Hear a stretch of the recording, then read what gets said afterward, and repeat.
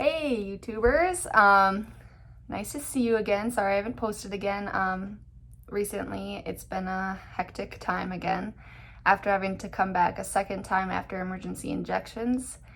I had more complications that required me to go back another day, and it's been a very sore, long recovery process, and that's been pretty rough. I had a few more questions that you guys wanted me to answer.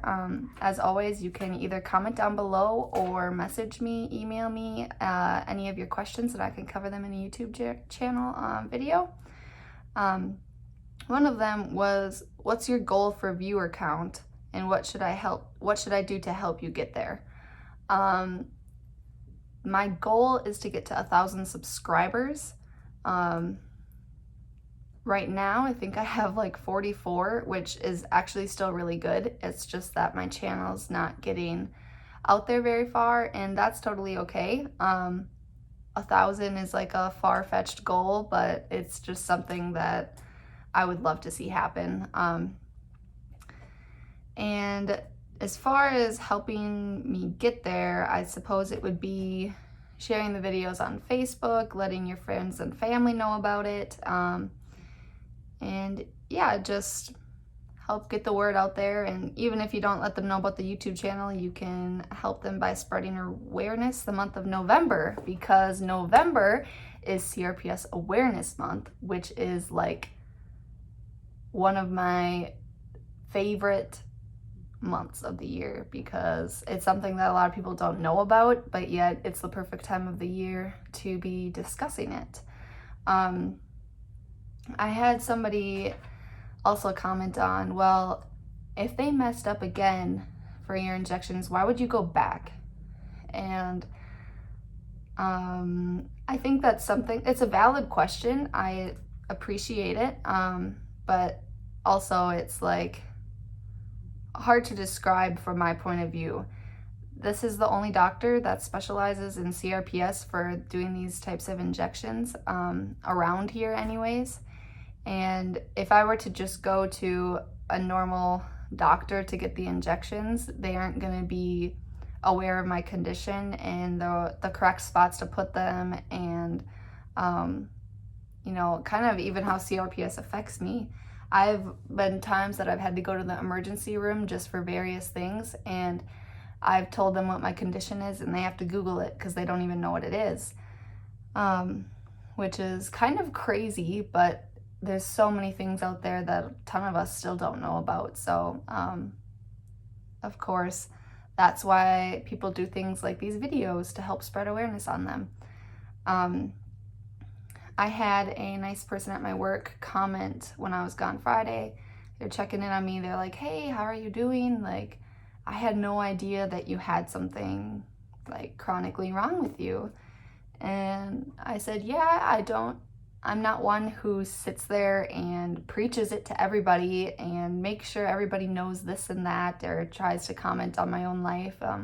If they have questions, I hope that they ask. And yeah, so it was kind of awesome. It was a good experience. They actually wanted to donate towards CRPS, so I pointed them to the organization that I really think is awesome, one that's actually based in the United States. A lot of CRPS organizations, like nonprofits, are based in the UK. So some of the ones that are in the United States I really like, but there's one in particular that I really like that's based out of Connecticut. But that was really awesome, and it made me feel like I was actually making a difference, and I really like that. And it made me feel like even doing these videos had more of a purpose, because I know sometimes I feel like I put them out there and I don't have like anybody watch them, or they just watch the first 30 seconds so that they can count that they told me that they watched it. So I do appreciate all of you that watch my videos and share them, so that means a lot to me. I also had a question on the tattoo that I have on my wrist, because apparently it's been seen in some videos. It says Romans 8:18, and the orange ribbon, that's for CRPS actually. That's what the orange ribbon is for. My mom has the matching one on her foot, and Romans 8:18 is, the pain that you're going through on this earth can't compare to the joy worth coming. And it's one of my favorite Bible verses, and it means so much to me because every time I look at it, it is a reminder that, you know, I can just take it day by day, but it's gonna get better, and one day there'll be no pain, and that'll be amazing. So yeah, I really like that tattoo. It means a lot to me. My mom got one as like support for me, and she put it on her foot, so it's not as much of a noticeable tattoo, but she actually really likes it. So she never thought she'd get a tattoo, but that was a good reason to get one. So I had another question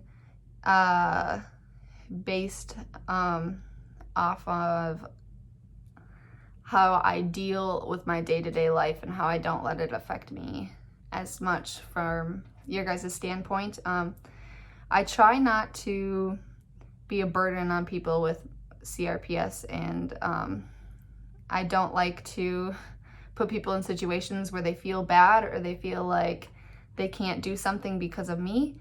Obviously some days are easier than others, and some days are harder than others, just based off of my pain level and everything that I'm going through at that time.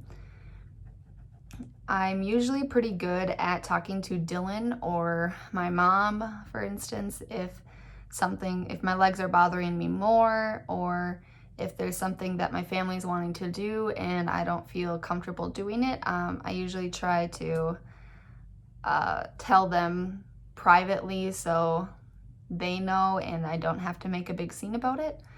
Also, as far as work goes, I don't feel like I want my definition of me and my personality just to be on CRPS, and I don't want to be known just for that, because I'm obviously much more than that. And yes, CRPS has really shaped me to be somebody that I love, and I've grown to really appreciate and learn so much more about different communities in the world just because of it. And I think that that's an awesome opportunity that I've had with CRPS. I've had a lot of people talk to me about me being an inspiration to those who are going through pain or hardships, just on how my attitude is towards it. And one thing I just wanted to quick comment before I end up the video on this is, it wasn't always this easy for me. When I first was going through the process of figuring out what was wrong with me and why everything was changing, it was really difficult, and I struggled a lot. There was a lot of times that I was just talking to God and asking him why it happened to me and what was going to come out of it. And there was times that I was confused because I didn't see how me having a disorder could help other people. And I think now that I've had it for coming on 2 years here, I have learned a lot more about it, and that it's not just the disorder that inspires people, it's the people's attitude, how they deal with their day-to-day lives, and how they're still normal, even with it. And so it's great to see how far I have come, but don't think that anytime somebody has a disorder or that they're struggling that, you know, they started off right away having a great attitude about it, because oftentimes that's not the case. So I personally just want to thank you guys all for being a part of my journey here. There's been a lot of you that have been commenting, asking questions, and that is so great. If I continue to get more and more questions, I'll have more videos to do. Otherwise, I'll do videos as needed and based off of what I have to share with you all. I just wanted to thank my youth pastor, Joe, and my cousin, Luke, for taking me to injections this past last week. So thank you to them and to all who have helped me just through this process and been praying for me. So that means so much to me, and I am blessed to have you all. Thanks.